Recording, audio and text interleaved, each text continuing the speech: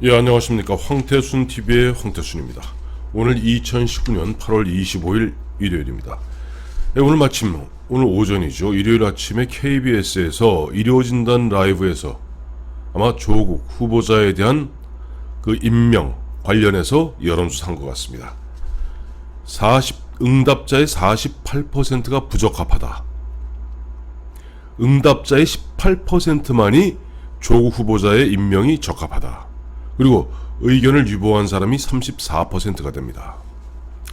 사실 KBS 일요진단에서 아마 지난주에도 일주일 전에도 여론조사를 했던 것 같습니다. 그 당시에는 찬성이 42% 찬성자가 18%로 무려 24%포인트가 폭락한 겁니다. 또 그 당시 반대, 즉 부적합하다고 대답했던 응답자가 36%였는데 이것이 일주일 사이에 부적합하다가 거의 절반에 가까운 48%로 조국 후보자의 임명에 반대하고 있습니다. 또 응답자에게 이런 걸 물어봤어요. 그러면 조국 후보자가 해명해야 될 가장 해명이 필요한 사안들이 무엇이냐? 응답자의 65%는 자녀 논문 및 딸이죠. 그러니까 조국 딸의 논문 및 입시 특혜 의혹에 대해서 밝혀라. 또 13%는 일가족 사모펀드, 흔히 사모님 펀드라고 알려진 일가족 사모펀드의 투자 의혹에 대해서 밝혀라. 또 10%는 운동학원의 그 채무관계와 그 어떤 부분, 흔히 이야기하는 짬짬이 소송에 대해서 그 내막 흑막을 밝혀야 되는 것 아니냐 하는 그런 의견이 주류를 이루고 있습니다. 모르겠습니다. 이 여론조사가 진행되었던 것이 이제 한국 리서치에서 한 건데요. 지난주 목요일, 금요일, 22, 23일입니다만은 그리고 오늘 오전에 이제 KBS 일요진단 라이브를 통해서 발표했는데 아마 내일이나 모레 정도 여론조사하면 이것이 더 폭락하지 않을까 하는 생각이 듭니다. 글쎄, 국민들이 굉장히 정직한 것 같습니다. 또 정확한 것 같습니다. 지금 보면 문재인 대통령과 집권 여당 또 청와대에서는 그야말로 만난을 무릅쓰고라도 조국 후보자를 갖다 임명 강행하겠다. 그래서 내일 3월 26일까지 후보를 위한 국회 청문회 일정이 잡히지 않으면은 27일이라도 국민청문회라는 듣지도 보지도 못한 그야말로 자기들끼리 그냥 쇼하는 그런 그럴듯한 청문회 이름을 단 요식행위를 거쳐서 임명을 강행하겠다 하는 으름장도 놓고 있습니다만은 만약에 그런 일이 벌어진다면 국민들의 횃불에 아마 이 정권은 날벼락을 맞을 것이라고 봅니다. 날벼락을 맞겠죠. 마침 보니까 오늘 또 백경훈이라고 청년이 여는 미래의 대표인데 이 친구가 며칠 전에 바로 광화문 집회에서 마이크를 들고 이야기했어요. 근데 그것을 놓고 변상욱이라고 YTN 메인 앵커가 자기 페이스북에, 자기 트위터에다가 비아냥거리듯이 이렇게 글을 올렸습니다. 이건 변상욱의 이야기입니다. 트위터에 올랐대. 이 시각 광화문 한 청년이 단상에 올랐다. 저는 조국 같은 아버지가 없습니다. 그래서 지금 여기 이렇게 섰습니다. 그러네. 그렇기도 허겄어. 반듯한 아버지 밑에서 자랐다면 숫골 마이크를 잡게 되지는 않았을 수도. 이래저래 짠하네.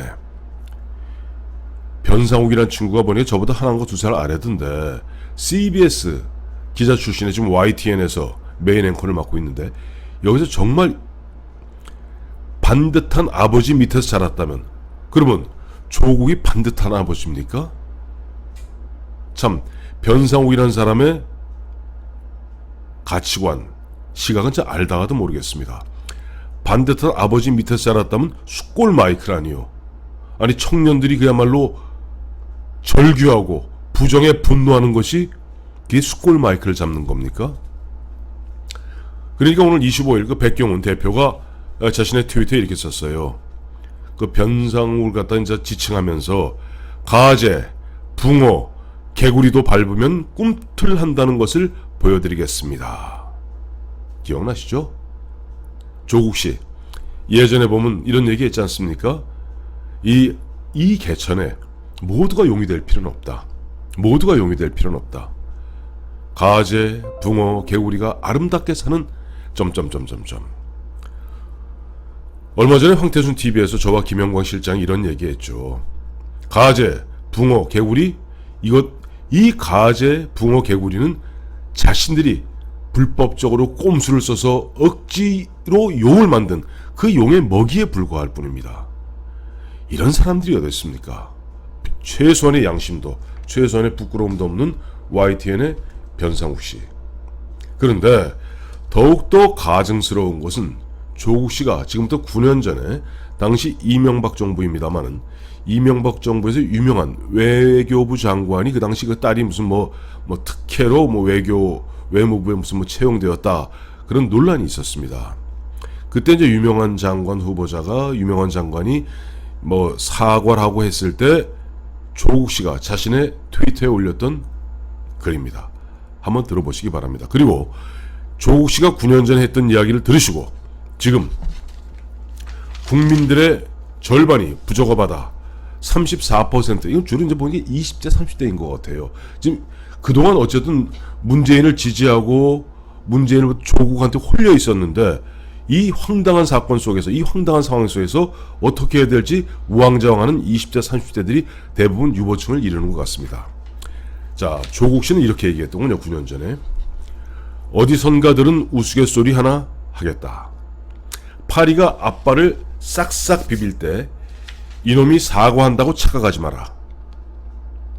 이에 내 말을 추가하자면, 이에 내 말이라는 건 조국의 말입니다. 이에 내 말을 추가하자면 파리가 앞발을 비빌 때는 뭔가 빨아먹을 준비를 할 때이고 우리는 이놈을 때려잡아야 할 때이다. 퍽! 퍽! 자, 바로 그렇습니다. 조국 지금 보면 처음에는 뻣뻣하게 버티다가 그 다음에 나는 합법적인 일이고 그 당시 제도로는 잘못된 것이 없다는 식으로 말장난하면서 국민들의 허파를 뒤집어 놓더니 어제 그저께는 보면 아이고 재산을 헌납하겠습니다 했더니 알고 봤더니 그 재산이라는 것이 재산을 헌납하는 것이 아니라 빚 탕감하는 거였던 거예요. 빚 탕감하는 거. 그러면서 또 보면 사모펀드에 드는 10억 5천만 원인가 10억 500만 원인가 이 부분은 퉁 털겠다 하는데 지금 그 부분은 여러 가지 얽혀 있어서 수사 대상입니다. 어떻게 보면 수사 대상이 되는 그러저러한 증거들을 갖다가 은폐하고 왜곡하려는 것이 아니냐는 그런 합리적 의심을 가질 수밖에 없는 상황입니다. 그런 상황에서 또 오늘도 조국 씨는 아침에 출근하면서 얘기했죠. 중간 굉장히 한마디로 자기는 잘못한 게 없어요. 어떻게 보면 자기 자식을 갖다가 제대로 못 챙겼다. 불민한 아버지였다 하는 되지 않는 이야기를 하면서 결론적으로 나는 이른바 사법개혁을 위해서 끝까지 자리를 고수하겠다라고 이야기하는데 국민들은 아니올시다. 조국 씨 당신은 제발 좀 그만두시고 당신이 가야 할 곳은 법무부 장관실이 아니라 검찰 조사실이다 하는 이야기를 하고 있는 겁니다. 자, 오늘 좀 굉장히 이례적입니다. 관변 언론에 첨들어할 수 있는 KBS에서 웬일인지 이루어진다는 라이브를 통해서 조국 후보자가 48%가 임명 부적합하다. 응답자의 18%만이 적합하다. 아직까지 이러지도 저러지도 판단을 유보하고 있는 34%이다. 근데 문제는 이것이 지난주에 비해서 반대는 급등을 했고 찬성은 완전히 반에 반토막이 났다 하는 이런 뉴스를 전해드리면서 조국 씨가 언제까지 이런 식으로 얼굴을 말갛게 뜨고 버틸지, 그리고 실제 문재인 대통령은 국민청문회라는 되지도 않는 그런 어떤 요식행위, 쇼를 통해서 또 어떤 구판을 벌일지 한번 지켜봐야 될 것 같습니다.